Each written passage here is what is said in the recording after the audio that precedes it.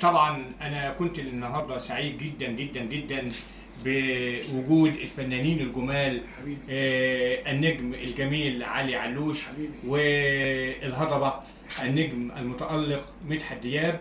وكانت الله عليك الله عليك، وكانت حلقه جميله جدا جدا، وقالوا كل اللي احنا عايزينه ونكتنا، وكانت حلقه جميله صح؟